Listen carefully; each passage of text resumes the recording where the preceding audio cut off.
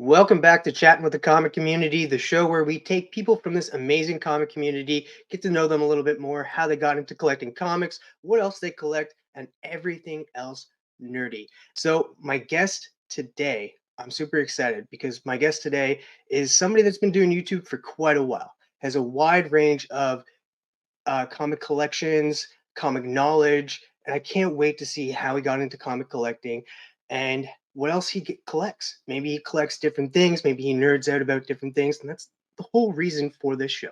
So without further ado, let's bring out Metarog, aka Roger. Audio Jungle.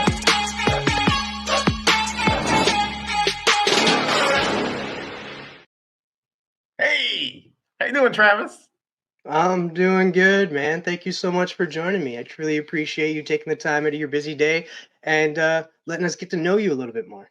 Oh man, I'm excited. I mean, I do see your show. I mean, not every single one, but I've seen a lot of the shows. I've learned so much about a lot of community members and things, nuances that you don't know just watching the regular videos. So, thank you for doing this and exposing us to a greater audience.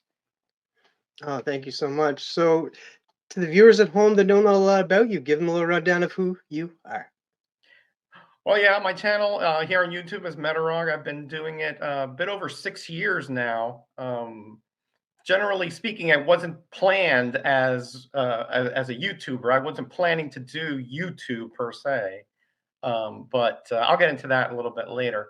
Um, my real focus is that I just love this kind of the community and the comic as a medium, right? I mean, it has so much potential when you're thinking about education, when you're thinking about exposure to things like even like for helping and community service, things like that.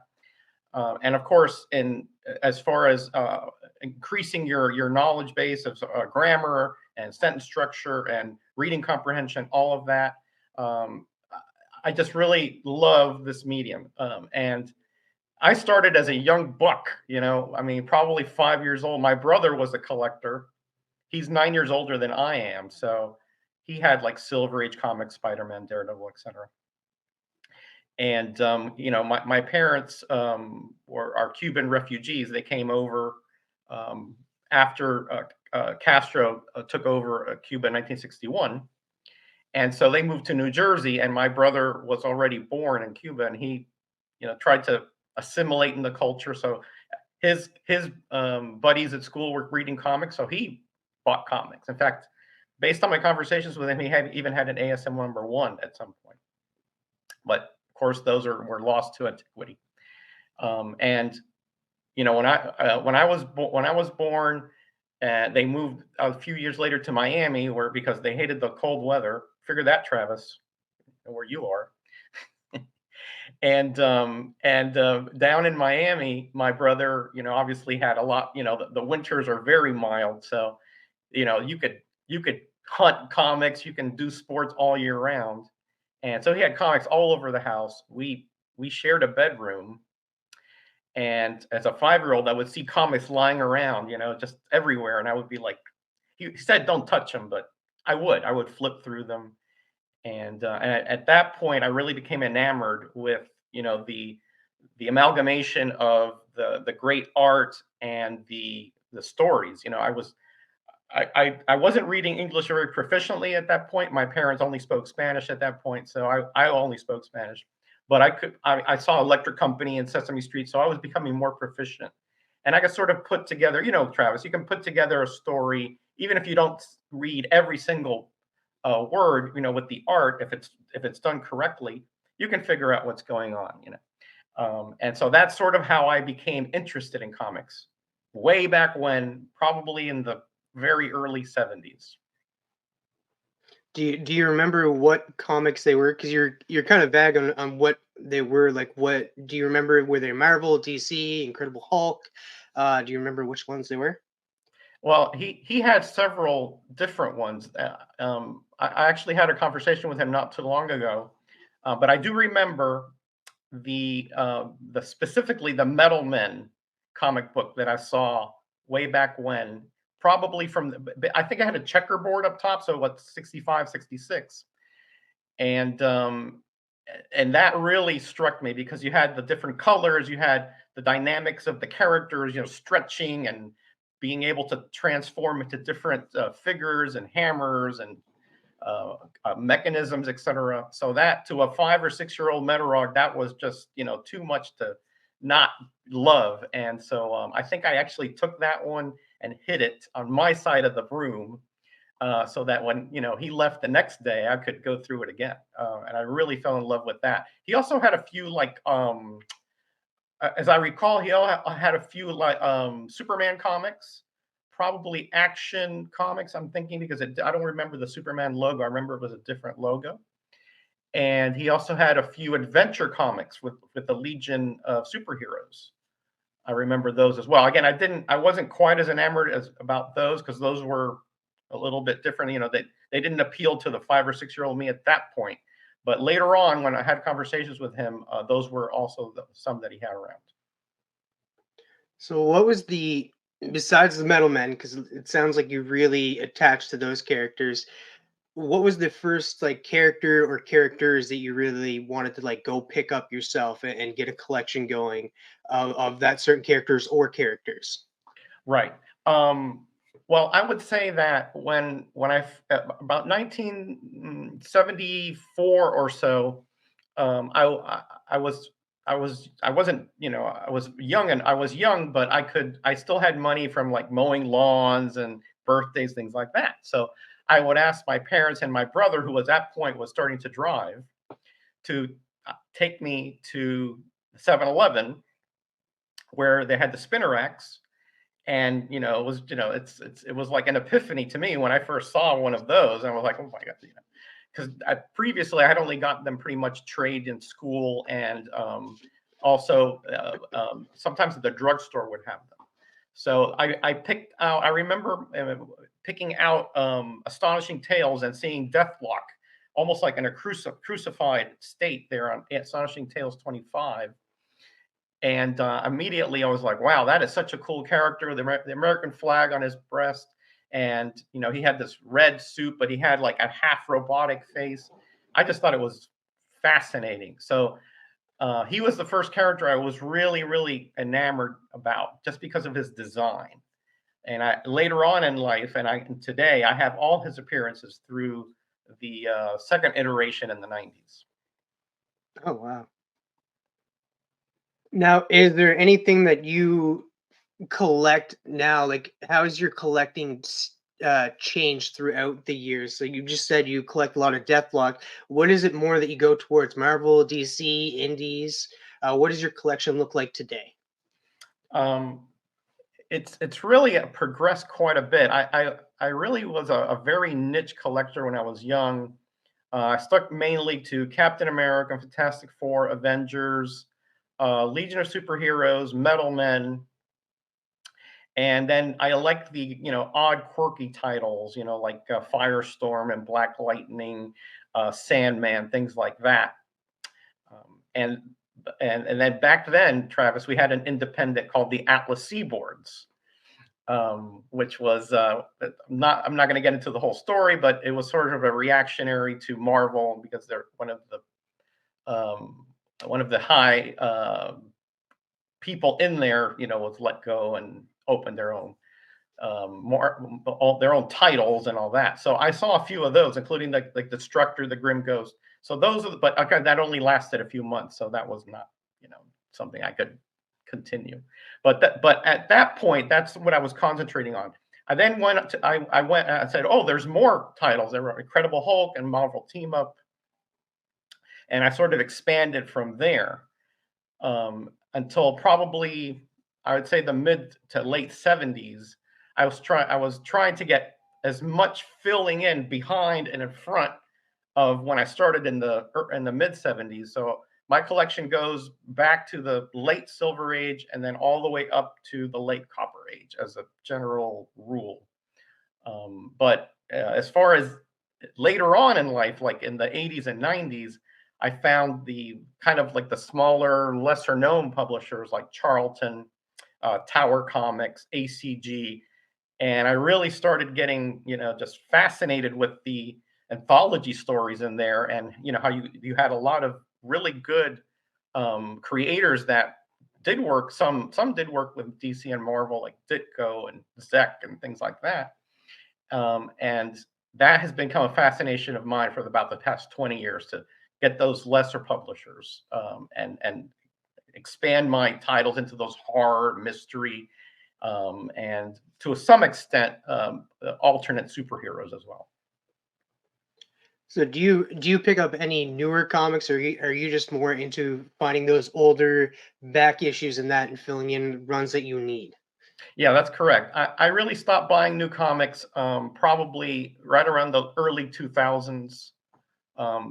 Yeah, I marriage and kids, it sort of takes priority there, right? And I was a digger into the cheap bins, Travis, for years. So why would I buy a new comic that would cost me 3 4 bucks? I can go to the cheap bins, buy it for 25 50 cents, and fill in those runs. That I'm a completist at heart. So if I for many years I've had little gaps, that have just driven me bananas.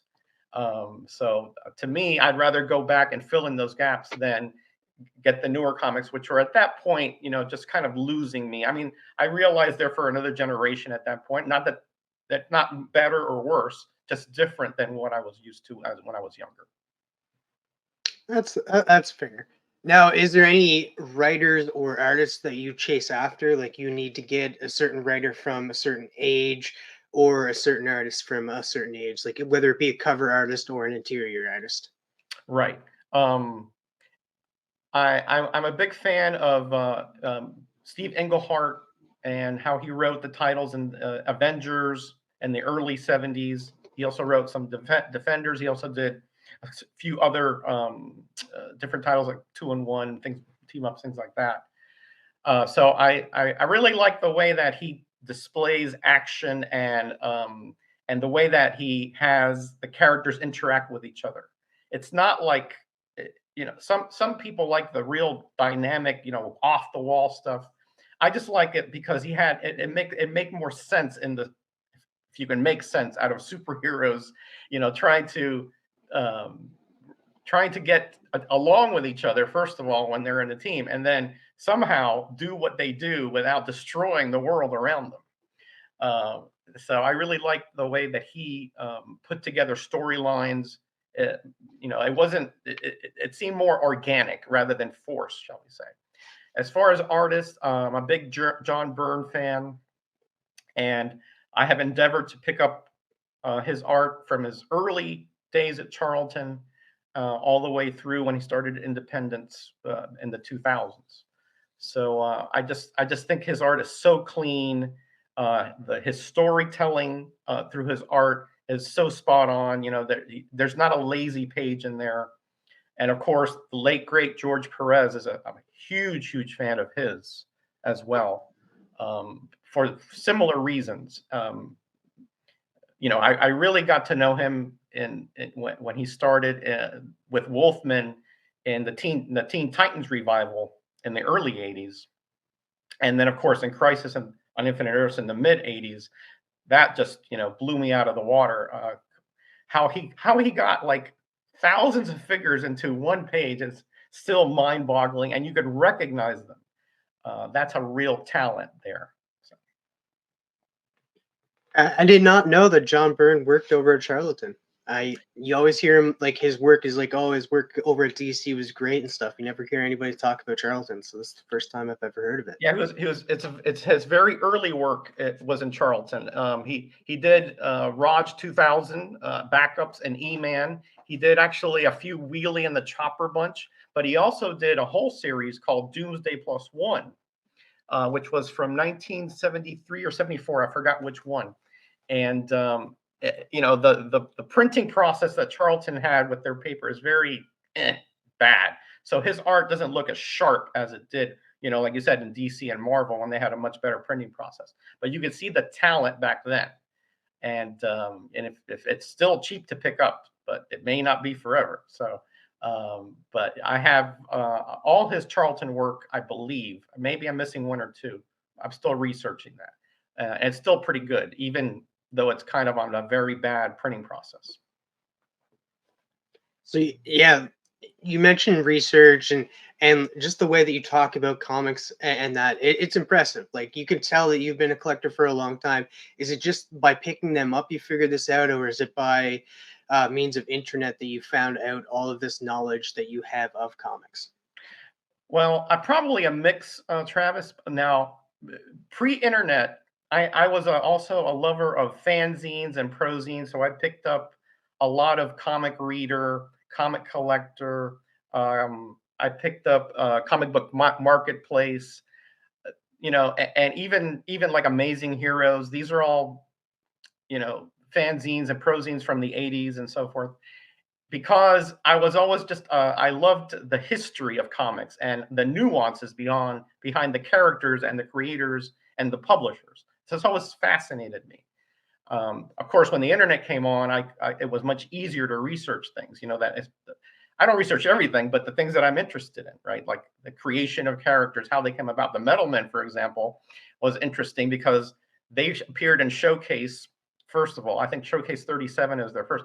They weren't supposed to ever appear, but there was another character who was supposed to go on in Showcase 37, but they lost the art, so the publisher came up to a couple of creators and said, "Hey, can you come up something this weekend so we can put it on Monday?" And they said, "Sure." Well, so they created it over a weekend, the whole concept, and the rest is history. Those kind of quirky things just fascinate me. How somebody can be so creative and so quick to make all the different, plates and characters and dynamics that go into a story in just a few days. That's to me is very interesting. And definitely a creative mind at that point, for Mhm. sure.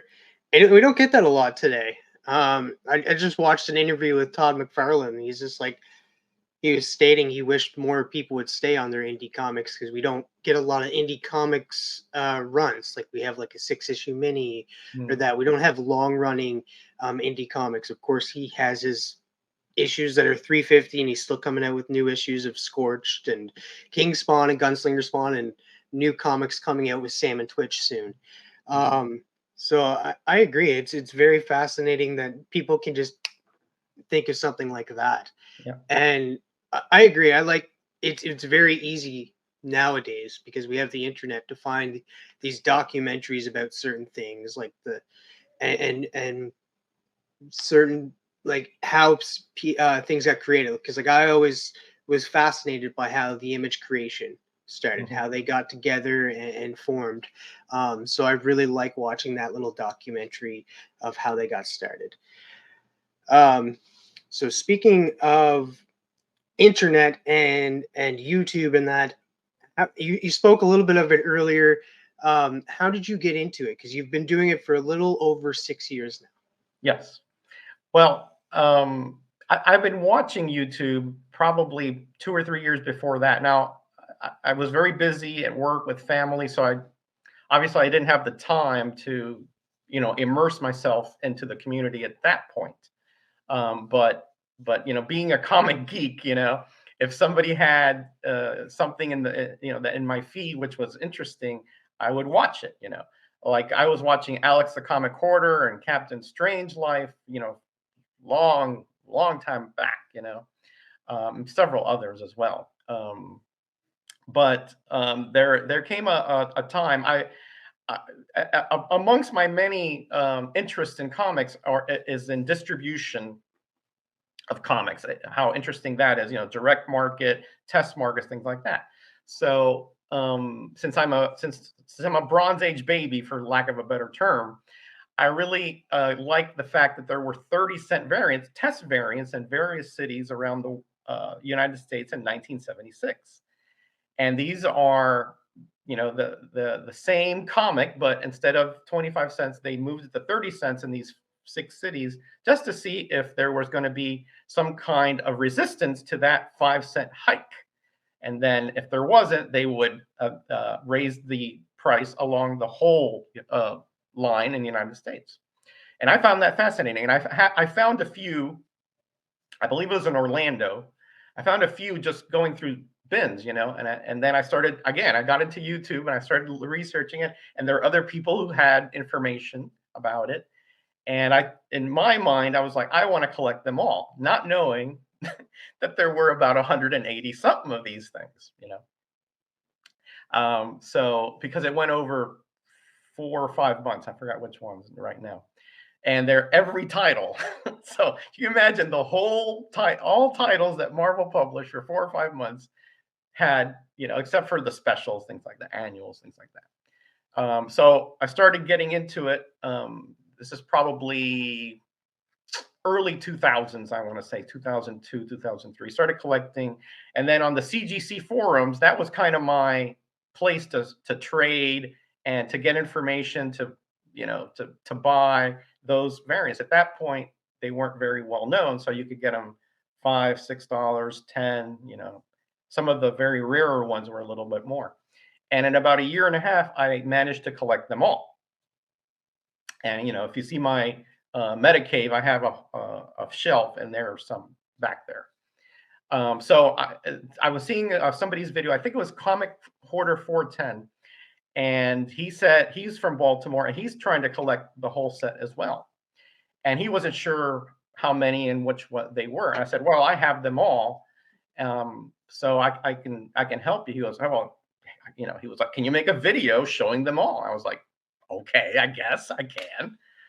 So I pull out my iPhone, whatever, 7, 8, whatever it was back then. I don't know what it is. I'm not the techie guy. And I just shoot probably the worst video you're ever going to see, Travis. If you want to see my first video, it was like stuttery, it was like blurry, it was like bleh. But I try to be a man of my word. I did it. I put it up there, and he was like, "Well, thank you. Now I know what to look for and all this stuff." And I got community members saying, "Hey, I've never seen this before. Thank you for doing this. Can you do, because I said I collect a lot of different distribution variants, things like that. Oh, can you show us more?" Well, Travis, there we go. There I go down the rabbit hole, and I do another video, and I get more comments, and I get more subscribers, and I get more love from the community. And I just got sucked in, like a vacuum cleaner on diesel. And here we are 6 and some years later, and still going strong, with all the love and all the appreciation of this community.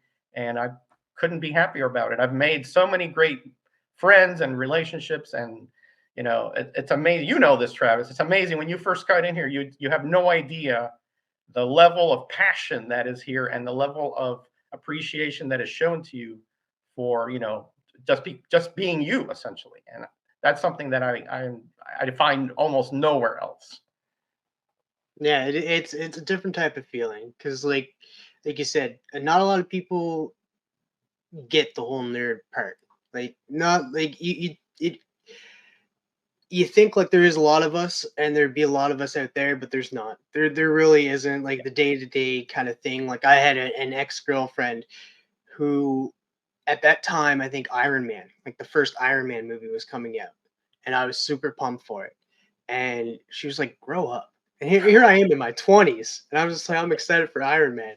She's like saying, "Grow up." I'm like, oh, like what? It looks cool. It looks good. Like, just because it's based on a comic book. So yeah, we're not together anymore. But Figure that. so it's just showing off like your collection, bringing on people that have similar collections, that just want to show off their collections. You're like, I just had Lady F on, and that's like the basis of her channel too, is to just show off her collection, bring on people to show off their collection. Is there anything else that you would want to do with your channel or have done? Well, since I moved to New Jersey, at least temporarily, because my wife has a job down here, up here, I should say. I'm no longer with my Medicaid. We are going back about every 2 or 3 months. So I'm going back actually in about 3 weeks, and I'll be in the Medicaid again. But yeah, I do a Tuesday show called "What's in the Comic Box This Week," where, like you say, I just just my friends that I've, grown with in the community come on and show what they have in their collection. And it's a no agenda show. We just show comics, we just have fun, we just talk about all kinds of weird topics like, what do you like on your pizza, and things like that, while we're showing our comics, and make fun of each other. That's part and parcel here of what we do. But I do edited. When I say edited, very lightly edited videos, because like I said, I'm not techie like this. Setting up things like this. And I like to do videos about all kinds of things, like characters, very obscure characters, or even like I did one on Charlton horror hosts. You know, I've done it on all kinds of weird and obscure topics that I'm interested in. So I just make it for my own, pleasure, my own interests, right? And some people, they're just like, oh, I've never heard about this. Like, you didn't know about the burn Charlton, all that stuff. Yeah, just the kind of stuff I just express myself on YouTube. I don't really have like, oh, I want to have this level of monetization, or I want to have this level of subscribers, or I want to, do this with my channel. I don't have that. I don't have that kind of a forethought, right? It's just sort of a stream of consciousness stuff. Whatever hits me that week or that month, I'll show on YouTube, and that's it. And sometimes I'll do hauls, like I just went to the Koch's warehouse here, which is a famous warehouse in Brooklyn, which is all comics and nerds stuff, and that was like overwhelming, right? And I shared that. I was there with Nauman, which you know about because you interviewed him before, and things like that. I think I'm going to go to a show in a couple weeks. I'll try to do some video there, but that's just because I'm in that situation here where I'm physically located. So it's easy to sort of do those kind of videos. But when I'm at home in Florida, I kind of do those more quirky videos. Yeah, I to go back to the videos that you do where you're just talking about the passionate things that you love, things that you found out kind of I think that you should be doing those because you're so passionate about it, and that passion flows through. People see that you're passionate about something that you're talking about, they get interested. Whether it be like something that they weren't interested in to begin with, they do get interested just because of how passionate you talk about it. So I definitely say keep doing those videos and don't care about what anybody thinks. Just do what you do and do what you want to do. And I love that. I love that. And yeah, it just shows that how much knowledge you actually have. So definitely people check Metarog out for like the links to his Instagram and YouTube is down below. Definitely go check out his channel. It's fantastic what he's doing. I was gonna recommend you do more of those type of videos because like I do have like an idea of like it's probably not it's I don't know when it's gonna happen, but like an idea of like highlighting like C and D list DC characters that Mhm, nobody knows, and then that and give more like get them more out there because like mhm, we have the new James Gunn DC universe coming. Maybe he'll be introducing more and more of these D or E list characters. So I kind of want to be like, you know what, this is a character here that you may not know. And this is a little bit about him. This is who created him, etc. So I do like those type of knowledgeable videos, especially like something like Comic Tropes does like random things. It's just like, oh, this is like the first 3D comic, and I'm just like, yeah, oh, okay, that I yeah, did not know I wanted to know about this, but now I do. mhm. So yeah, continue to do those videos, Will do. Metarog. I will do. I yeah. Yeah, I Eh, love like speaking of more modern comics, which like Danger Street, which you know that from DC, and that's based on the DC special series from the 70s. Those characters are mhm, pulled out of there. Lady Cop, the Dingbats, Atlas.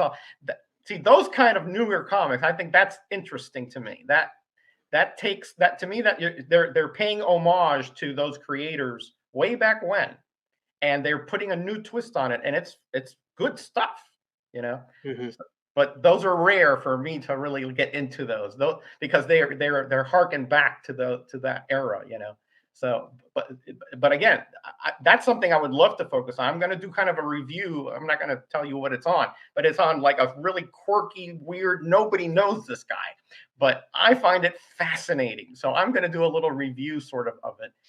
Because again, it's just something that interests me, and I have the comic here. So probably this week, this will be shown by the time this is shown. It'll be out.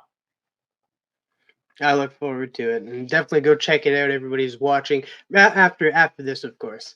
So, we're gonna move away from YouTube. I'm curious to know some of the pop culture stuff that you grew up with besides comics, like cartoons, movies, TV shows, etc. Mhm. Well, yeah, I mean, of course, as a kid, I was a big fan of the Spider-Man original Spider-Man cartoon, Speed Racer, which was a sort of a Japanization, very choppy one. You know, they would repeat, you know, the same the same scene over and over, and the mouth would never sync up with the English dubbing.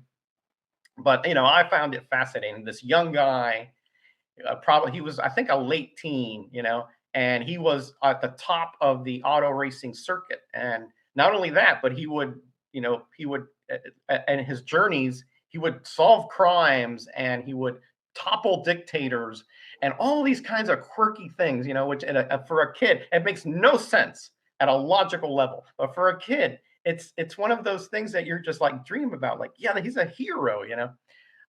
So yeah, those two cartoons were kind of my, you know, one of my favorites. Did I you watch remember the coming home movie? from school and turning on the TVs quickly because they were on 3:30. You know. Did you watch the movie Speed Racer? I think it was. Forget what year Yes. it was. Okay. Yeah, What do you think I of did. that? Was it a good adaptation? It was a good try. I mean, it's hard to catch because it's so, it doesn't really lend itself to live action, you know, that much. But they did a good try. To, at least the characters were kind of close, you know. I didn't enjoy it as much as, you know, way back when I was a kid, but now I'm a lot older, so I mean, I'm a little bit, you know, a little bit more jaded than I was back then. I was more starry eyed back then. Also, Johnny Quest was another one that I enjoyed quite a bit, because again, it's a kid, you know, and you know, his father was a scientist. You know, he had Ray Bannon, which was this strapping, you know, guy with like new karate. You know, I mean, and he had the little bandit dog, all this kind of stuff, which, you know, catches the young man's imagination. So yeah, I was a big. Again, when I say big, I would like, we were supposed to play outside. I would like buy, you know, I have to watch Johnny Quest. I'm Speed Racers on, you know, that kind of thing. And at this time, you couldn't be like, you know what, I'll record it. Oh, we No, could with we could with VHSs, but we VHSs didn't really come did. into my house until the very late 70s. And Oh, that's and true. to program those things, I mean, it was like 50% if it would work, you know. So because, you know, grandma would be cleaning and hit something and then forget it. It was off, you know. So you'd have to. This is a point in time where if you didn't watch your Saturday morning cartoons, you missed them, You and you missed had them. Yeah. nothing to talk about on Monday Yeah. morning. You might have to wait another year or during the summer for reruns or whatever, and you might catch it. But yeah, listen. Saturday mornings were sacred. You woke up at 7. You went tippy toe into the kitchen to get your breakfast, tippy toeing back.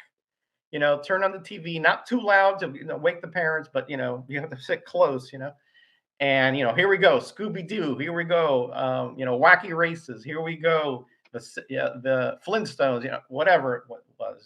It was a great time to be a kid, Travis. It really was.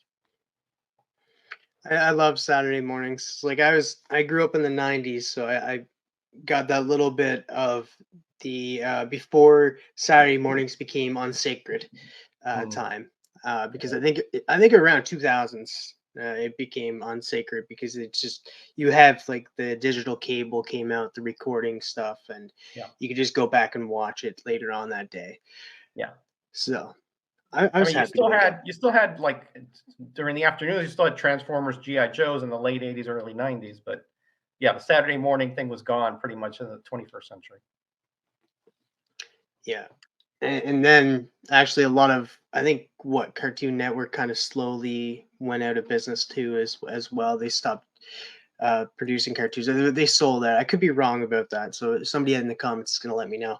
Um, but is there anything else like movie wise, TV show wise, like live action shows that you've grew up watching? Yeah, $6 Million Man was a big favorite, and its offshoots, Bionic Woman. I also I liked anything like sci-fi stuff. I was big into the sci-fi stuff. So things like there was a very short run series, I think only 1 year, called V, in which it was these aliens that portrayed themselves as human, but underneath they were reptilian, and they wanted to take our water or something. I forgot exactly what it kind of ended, like, with kind of weirdly, and then they had a mini series to sort of wrap it up.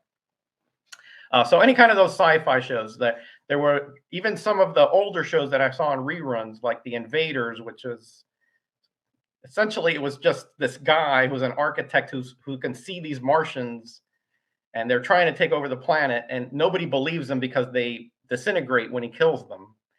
And so that's just a ongoing thing. No, he stops a one kind of invasion, and another one pops up, and he has to go, and it's weird.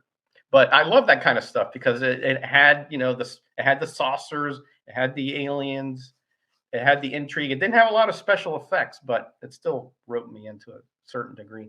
And then there were things like Time Tunnel, which was a time uh, shifting show. These two guys that just randomly show up in places, with special places in time, like Lincoln assassination, things like that. So yeah, anything sci-fi I saw. You know, Creature Feature was another thing I would see. That's Saturday afternoon, in which you would see two, like Frankenstein and Creature of Black Lagoon and the leeches and all that stuff. Very tame by today's, So standards. a lot Very of the cheesy stuff. universal kind of monster type of Yes, things. Universal. Yeah, correct. You didn't get a lot of the, you didn't get a lot of skin flicks or anything like that. You just got the monsters, in those weird costumes, and sometimes Abbott and Costello meets the Wolfman, things like that. So uh with you being into sci-fi, and then I'm guessing you watch like Star Trek and Star Wars as well. Star Trek, I was a big fan of Star Trek. I'm not a big Star Wars fan because that's not really science fiction. That's more like spaghetti western in space, right? But And fantasy. I can and get that, fantasy, yeah. yeah. But Star Trek, yeah, I was, that was kind of before the original series ended before I had a TV, but there was reruns soon after. So I'm sure I've seen every episode at least 2 or 3 times back in the '70s, and then I recently saw them all about 4 or 5 years ago again. So yeah, way ahead of its time. Star Trek for sure. So you keep up with, like, because Star Trek is still, I think people are saying there's a lot of Star Wars out, but I feel like there's a lot of Star Trek out right now too. Because like you have the animated series, you have um, a bunch of other spin-offs. Like I'm not huge into Star Trek. I just know that there's a ton of Star Trek shows out there. Are you watching any of them or all of them? I watched Next Generation. I watched Deep Space Nine. I did watch the animated show from the, I think it was late '70s. Again, that was a Saturday morning thing. Well, Uh, there's an animated show out right now called Lower Decks. oh yeah, I've heard of that, but no, I have not seen it. Okay. And then I think there's another one called Picard, Hmm. and and then there's a couple other ones. I know Paul from Sector 2815 knows them all and aggressively relaxing. Right. But I was never big into Star Trek. I do like Lower Decks, but never big into Star Trek. Couldn't grip me into it enough. I Right. am a big Star Wars fan though. I know that. Yeah, I know that. I know that. Yeah, I'm sure I'll catch all those shows eventually. I think some of them are on streaming channels, things like that. But I don't really have a lot of time right now. But I'll catch up to them eventually.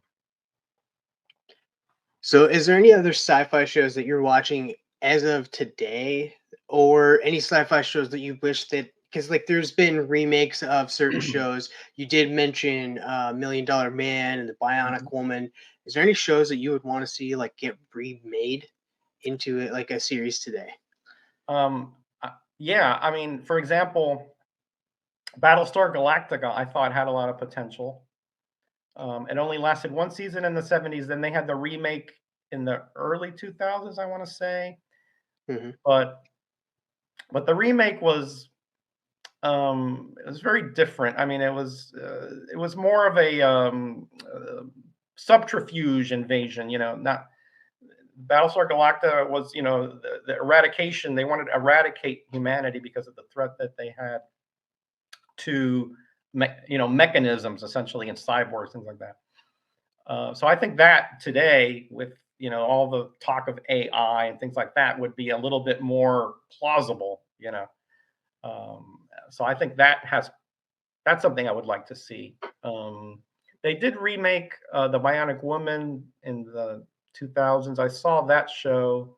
It was okay, but again, you know, they're sort of that's the thing with pop culture, right? That they sort of they sort of maneuver themselves to whatever the issues are of the time, and sometimes those issues don't lend itself to that type of that genre.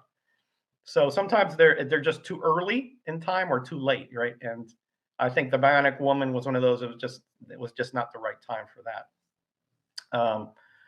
What else? Let's see. What would I like to see? I'm a big fan of this show called Sliders. I don't know if you've ever heard of it. I've heard. I've never watched it, but I've heard a lot of people have much love for Sliders. Yeah, I'm one of them. Just because it's like kind of like time tunnel in a sense, but just shifting dimensions, not time. And so, depending on what dimension you are, you know, the butterfly effect, just one little change can have catastrophic differences in culture and things like that. So, I really like that. I really like that, you know, just one little change in time. You know, what if that bullet didn't hit, you know, that president at that time? It shifted over, things like that. So again, I just thought that it was clever in how that they had the differences and how that they were able to portray how it went down line. You know, because one difference now may not make a difference a day or a week, but 100 years from now could have a huge effect. So I'm a big fan of that show, and I wish that would be remade with better effects because the effects back then were a little, you know, so so. Yeah, I would say that too. Like, there's one movie that I absolutely like that everybody doesn't like by Stephen King, and I feel like it's a good concept and it could be better executed with better graphics, and that's The Langoliers by Oh, Stephen huge King. fan of the Langoliers. Yeah, I'm with you. Yeah, those chomping things. Yeah, Yeah. yeah, yeah. So I love that miniseries because it had you on pins and needles. You didn't know what was going on. You know. Yeah, that would be yeah, good. Yeah, I agree with you on that one. Yeah, yeah, there's not a lot of love for Langoliers, and I think it's due to the lack in graphics. yeah, Um, and it just looks all silly with those things. And that you look at it now, and you're just like, okay, yeah, whatever. yeah. Um, It's true, but the concept I think is great though.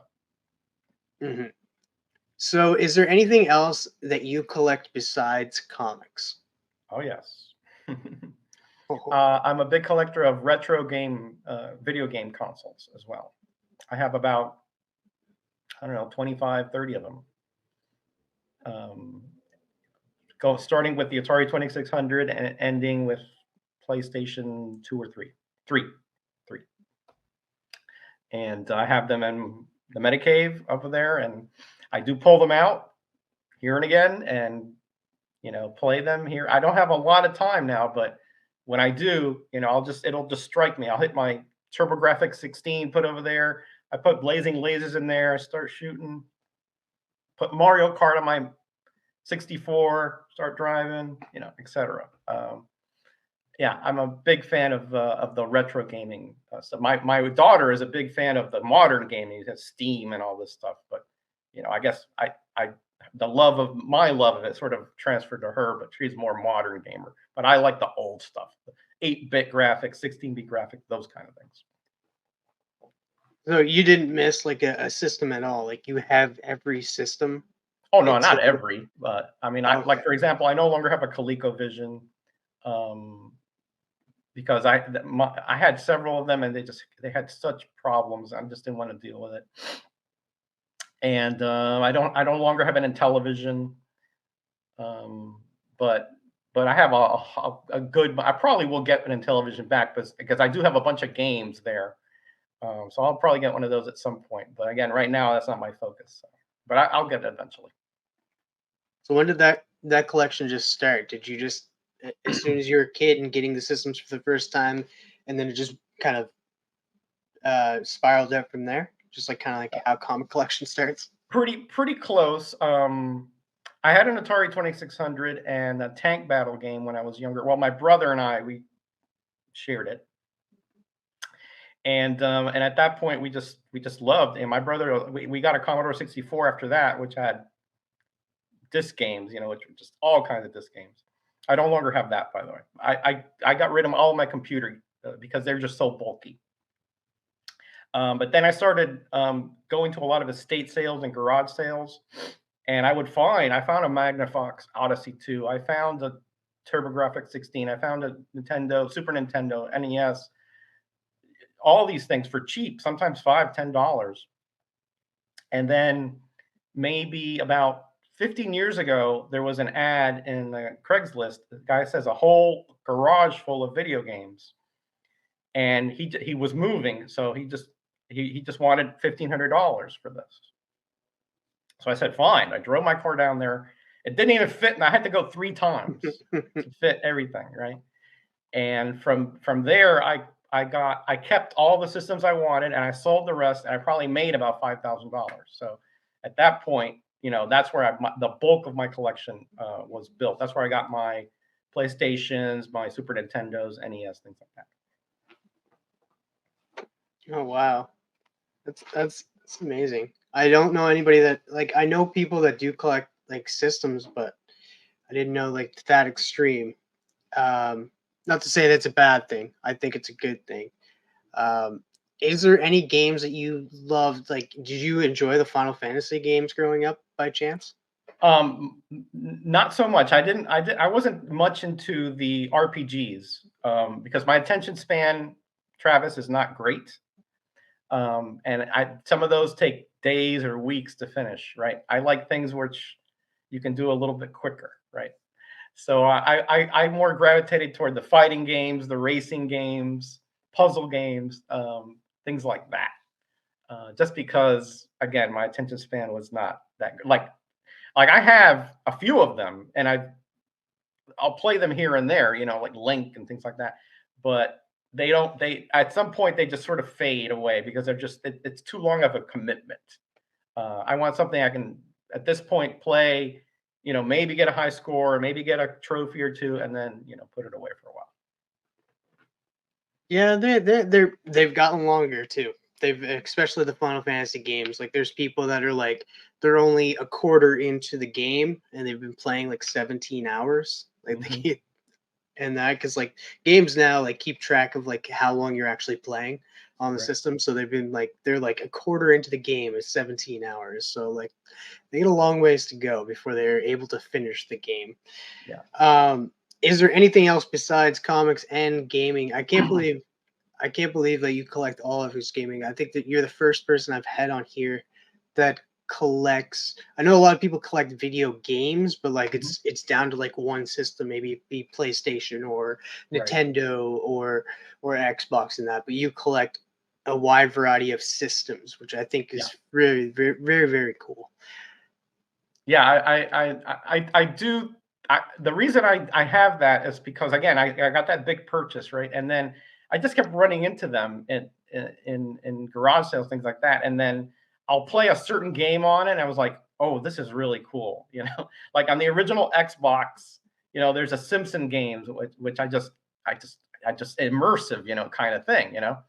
So I kept the system for that game. I'm sure I can get the game on another system, but that's where I first played it on.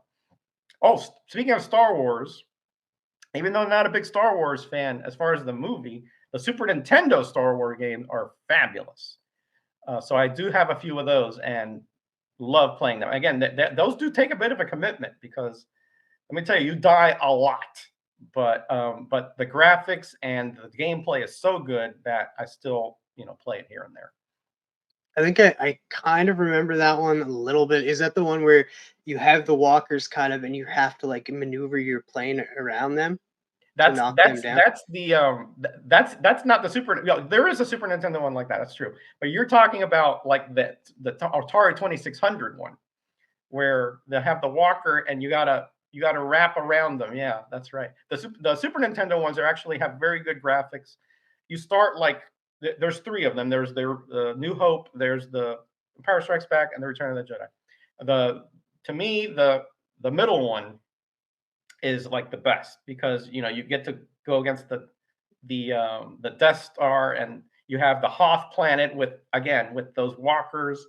You have there's every level has it's just like the movie as far as all the way that the storyline goes, but you're the one who has to conquer those levels, either as Luke or as Han or as Chewie, so it's really cool the way they did it.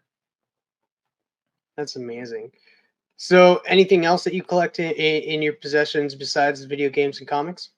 I do have a small collection of coins and paper money, not nearly as expansive as my comics. I have maybe, I don't know, 400 or 500 coins, maybe 100 bills, foreign and US, and Canadian too, by the way. Usually they're older, pre 1970 is generally my cutoff date for the bills because some of those are taken out of circulation when they hit a bank or something, so they're a bit rarer.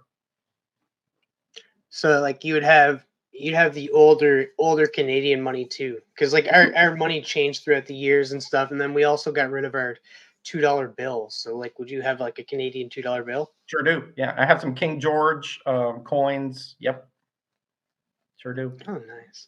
I And you also say like, oh, I don't have a lot, but I have like 400 maybe more yeah, coins. It but was like, holy, that's not a lot. That's quite a bit. well, but like when you consider, U.S. coins, those are easy or were easy back when I was collecting them to find. Like the pre 1964 and previous quarters are 30% silver. I have a bunch of those. I have some peace dollars. My father had a restaurant, so whenever a coin hit, I would tell the cashier, "Hey, I'll give you the money. Just give me the coin. If a peace dollar, because you got people coming from all over the world in Miami at that point. So you would get money from old. You would get stuff from the teens and 20s even, and I would just trade it for real, bills at that point. So I built my collection that way. What's the rarest coin you have, and what's the most unique bill you have in your collection? Rarest coin, I think I have like an 1882 Morgan dollar, which is pretty rare. It's not in the best shape, but I think they're less than 200,000 minted or 250, something like that. Um, and let's see, what was the second part of your question? I'm sorry. What's the most unique bill you have? Unique bill. I found a bill which back in the 30s they were gold certificates, and this one is from Hawaii. So I think it was given like at before it was Hawaii was a state, so it was given like provisional money kind of thing. But it says gold certificate and the Bank of Hawaii or whatever on it, and I think it's pretty unique. You don't There weren't a lot minted, I don't believe, because it was just for that area. I don't even know how I came about it. I think my mother found it somewhere and gave it to me. I didn't hunt that one myself, but I think it's pretty unique. Yeah, that seems unique. I like the fact that Canada also isn't the only place in the world that has colored money. Hmm. Because I think there's other places that have colored money in that, and I'm just like, okay, we're not Yeah. that weird. No, no. There So are many, many different places that have colored. It makes sense because it's a lot easier to identify the different denominations by color. But the U.S., we don't do it that way. It's all green. yeah, it all looks the same to me. Like I just it Of course, does. the It all Canadians it would. it doesn't like because ever Uh, since I was a kid, like $5 bills were always blue. And they've right. never changed the color. They've changed how they've looked, but they like haven't changed the color. Same thing with like $10 bills are pink reddish and that and it just changes each one. 20s are green. Um People are just like, oh look, it's monopoly money. But it helps us. It's like we don't even have to look at the number on the bill. We just know by the color. Yeah, it makes more sense, than what we do. But we're very U.S. centric here, so you know how that goes, Travis. Yeah, that's very, very, very true.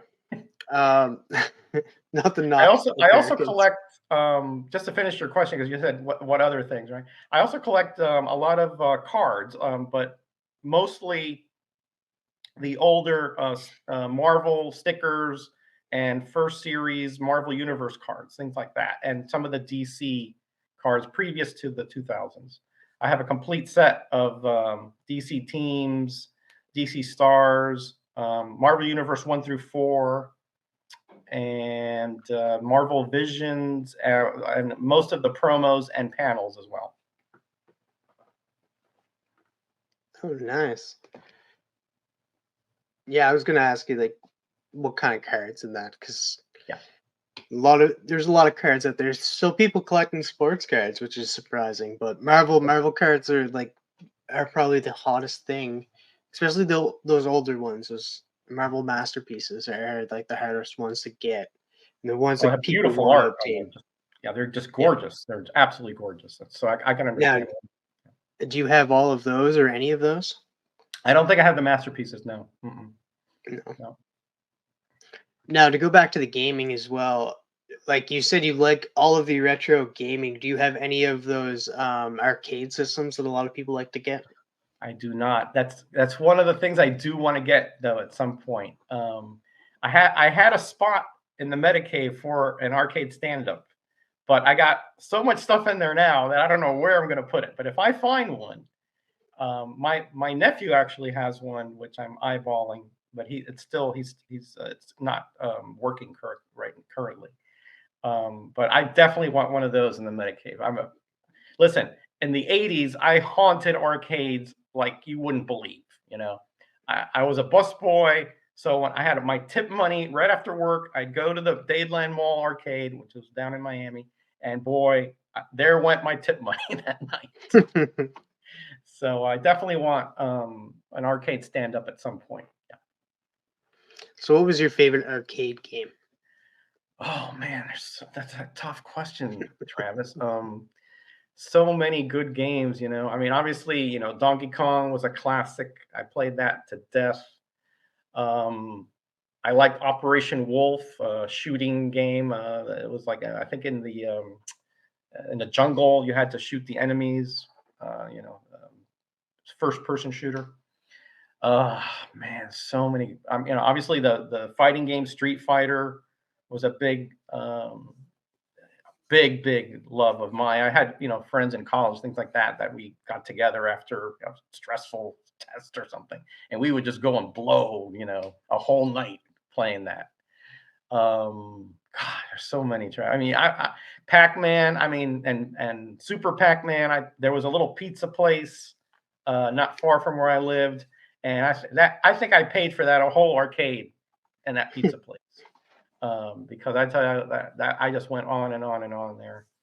Um, yeah, Defender, I would play that. That was really old. Now I'm going way back, but I love to rescue the little. It was all like vector graphics. There was nothing huge about it, but you would rescue the little humans and you'd have to destroy the ships and make sure that you had enough so that you can go to the next level. Great times, great times. So here's a tough one. This or that question: um, Pac-Man or Miss Pac-Man? Because a lot of people tend to like Miss Pac-Man. I'm kind of curious on why. Right. I'd probably go Miss Pac-Man as well. It would and I'll tell you why. Um, Pac-Man, although it was, it was ahead of its time as far as like how it would just take over your mind, right? But Miss Pac-Man had much crisper graphics and better controls. Sometimes on that Pac-Man, I remember I would go up right before that little turn, and it would just go way over, and I'd be like, wanting to smash the thing. So Miss Pac-Man did have better controls and better graphics, so I'll go with that. All right. Well, we hit that hour mark. I got one more question before we end it, but before that, I just want to say thank you so much, Roger, for taking the time out of your day and sitting down with me and getting to know you a little bit more. I had a great time listening to you this past hour, and hopefully you guys at home enjoyed it as well. If you did, go check him out on Instagram. Go subscribe to him on YouTube. The links are both down below. Roger, is Yes. the last question I have for you is, if there's one story from comics or even books that you urge everybody to go out and read, which story would that be? Okay. Crisis number 7. Crisis on Infinite Earths number 7. Um, Scripted by Marv Wolfman, art by George Perez. If you want to see what a true hero is, it's bravery in the face of knowing that you are defeated, that you cannot win the battle, but you can save a life. And to me, that is like the highest level of humanity, right? That you can lay down your life knowing you're not going to survive, but the one that you love is. If we all read that story and it doesn't move you, check your heart, make sure it's beating, because that when I read that story, my heart skipped a beat. It was just so powerful and so impactful. So yeah, Crisis on Infinite Earths number 7. I'm not going to spoil it exactly, just in case you haven't read it. But just that one issue that you don't have to, you can read the rest of it, and it sort of sets it up. But that one really, really pulls at their heartstrings. And Marv Wolfman knew how to get emotion out of nerds like me, and that is something that is not easy to do.